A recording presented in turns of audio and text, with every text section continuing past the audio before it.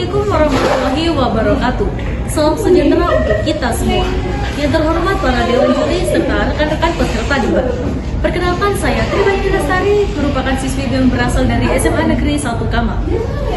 Hari ini kita berhadapan dengan sebuah mosi yang sangat penting bagi masa depan generasi muda kita, yaitu Dewan ini lebih memilih sekolah menengah yang mengadopsi model pendidikan klasik daripada model pendidikan progresif. Saya dari tim Pro berdiri tegak di sini untuk menyatakan dukungan penuh terhadap model pendidikan klasik. Kenapa? Karena pendidikan bukan sekedar soal tren atau gaya baru, melainkan soal membangun fondasi kokoh yang akan menentukan kualitas bangsa di masa depan. Pertama-tama, mari kita sepakati apa yang dimaksud dalam perdebatan ini. Pendidikan klasik adalah model yang menekankan kegiatan belajar terstruktur, dipandu langsung oleh guru dengan kurikulum kaya konten. Mata pelajaran dipisahkan secara jelas, misalnya matematika, bahasa, sejarah, dan sains. Metodenya menekankan buku teks, hafalan inti, latihan soal, dan pembentukan karakter melalui kedisiplinan berpikir.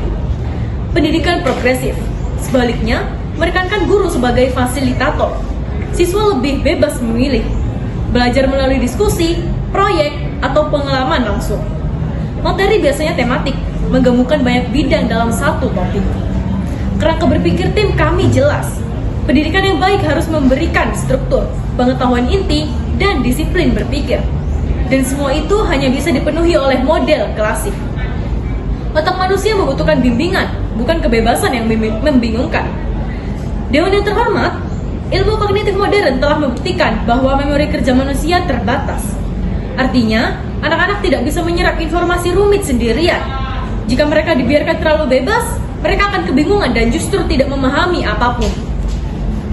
Penelitian dari John Sweller tentang cognitive load theory menunjukkan bahwa instruksi langsung dari guru lebih efektif dibanding pembelajaran minim arahan.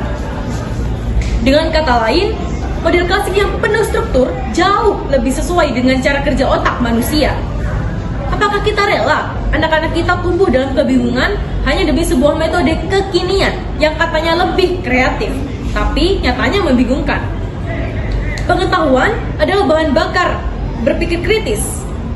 Anak-anak harus belajar berpikir kritis. Kami setuju, tetapi mari kita jujur. Berpikir kritis tidak muncul dari ruang kosong. Seorang pakar pendidikan, E.D. Hirsch, menegaskan bahwa untuk bisa membaca dengan baik, anak harus memiliki pengetahuan latar yang luas.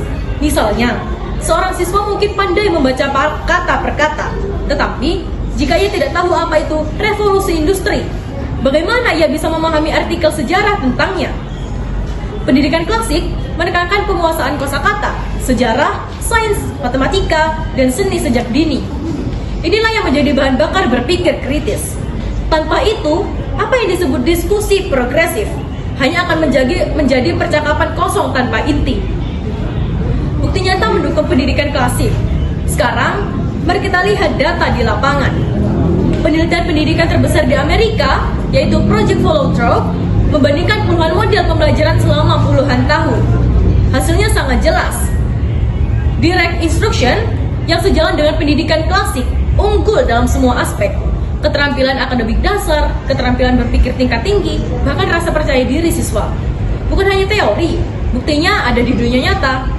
Michael Community School di London dengan model disiplin klasik berhasil mengantarkan siswanya, banyak dari keluarga miskin, meraih nilai terbaik secara nasional. Sukses akademi di New York juga menerapkan kurikulum klasik dengan disiplin tinggi.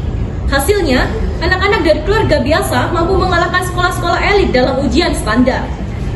Fakta tidak bisa berbohong. Pendidikan klasik telah menunjukkan keberhasilan, sementara progresif lebih sering berhenti di slogan manis. Dewan yang saya hormati, pendidikan klasik bukanlah sistem kuno yang ketinggalan zaman. Justru sebaliknya, ia paling sesuai dengan cara kerja otak manusia. Ia menyediakan fondasi pengetahuan untuk berpikir kritis, dan ia telah terbukti berhasil dalam penelitian dan praktik nyata. Sementara itu, pendidikan progresif seringkali terdengar indah di kata, tetapi rapuh di kenyataan. Oleh karena itu, dengan penuh keyakinan saya tegaskan, jika kita benar-benar peduli pada generasi muda, maka pendidikan klasik adalah pilihan yang logis, adil, dan bermartabat. Terima kasih. Wassalamualaikum warahmatullahi wabarakatuh.